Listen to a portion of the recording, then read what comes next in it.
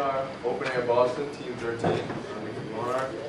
Also Daniel Courtney, Zachary Hayes, and Brian Schill.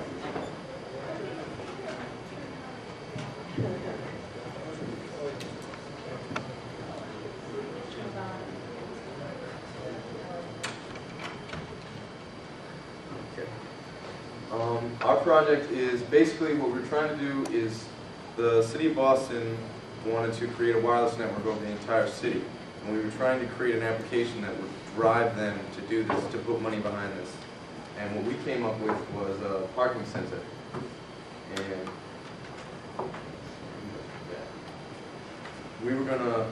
we made a parking sensor that can tell if a car is at a parking space or not and sends it up over the wireless network and reports to Google Maps.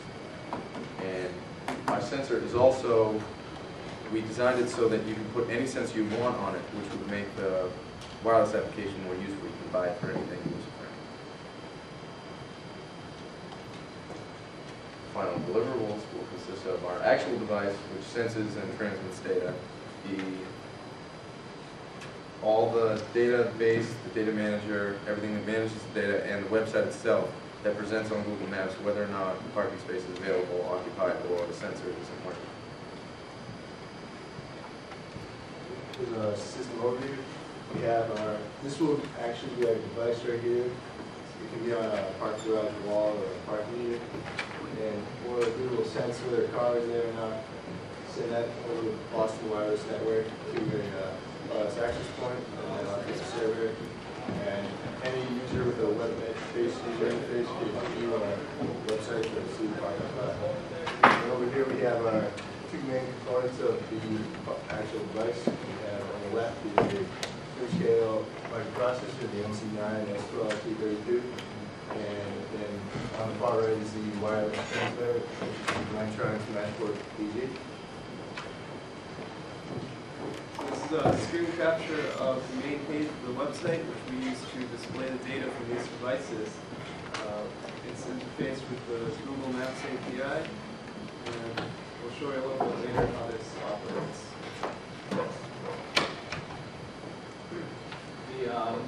This right here is what we call our data manager. It's what manages the incoming connections and stores them into the database that are being transmitted from the wireless devices. It can accept multiple concurrent connections. It checks to make sure the messages are correctly formatted and that invalid data isn't inserted, and prevents bad data from getting inside the database. It keeps log, and the log can be saved and viewed here. This is the system block diagram. The two main sections of our project are the embedded application over here and the server-side application over there. Data travels this way, and the intermediary would have been the Boston Wireless Network. And as Brian explained earlier, these are the different components. The sensor, you can see, goes through the connector to the microprocessor, which processes all the data and sends it to the Lantronix to be sent out over the internet. The data manager, which was the block I just explained earlier, handles all the incoming connections and stores them in the database where they're ready for viewing on the website later.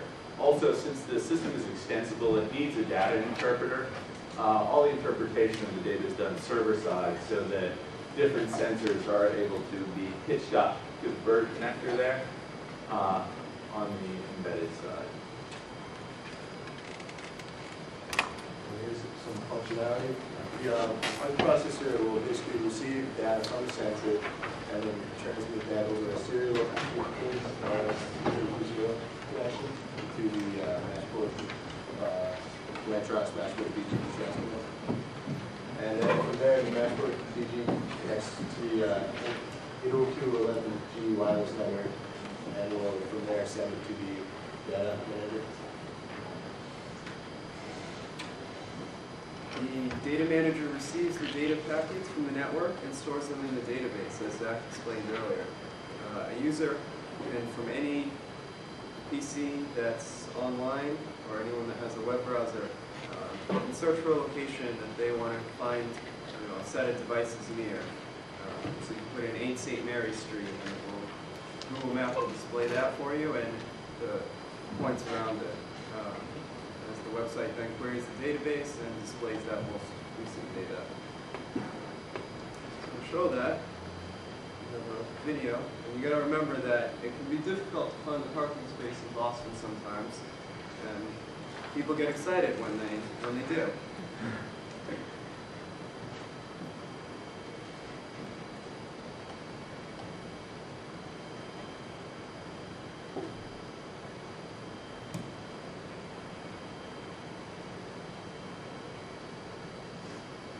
See that the website's being queried, we updated his preferences, he's looking at the different spots that are available, found one that you want right here. He hopped in his car, he drove really fast when no one took the spot. There's that parking meter there. It's on the street.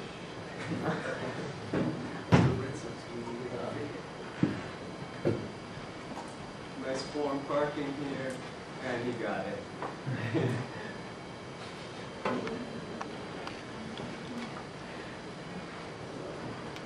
And to show what was kind of happening on the other end and some other features that we have with the website, this is our second video.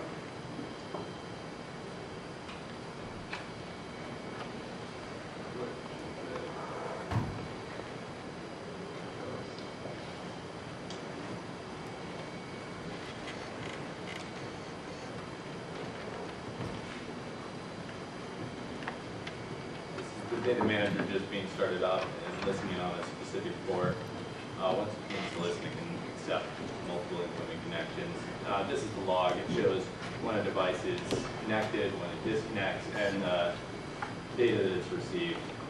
If the data was invalid data or didn't follow a certain format, it would be rejected and an error message would be thrown.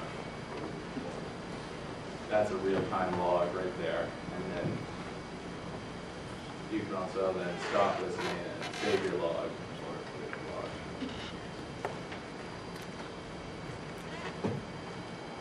It just saves as a text file, so you can open it in Notepad or your text editor of choice.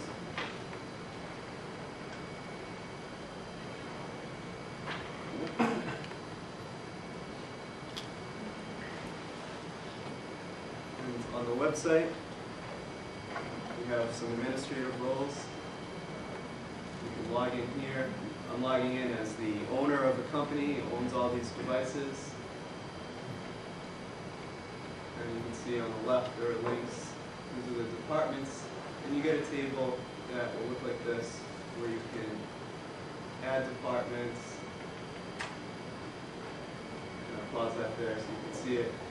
It just lists out the department ID that's in your company, the name of them, the company that it belongs to. I'm owner of company 5. You can equivalently do the same with the user table. It'll list users from a specific department or a company, depending on your access role. You can see that there's a member and the owner that I'm logged in as, and a little bit of information about them. You can add a new device to the database. You can search for your address that you want it to be paired to. It returns latitude and longitude coordinates, which is how Google Maps displays a point. You can select your company and your data type. You can give it a name if you don't want it to be bound by just the address. And you can make it an active or disabled device.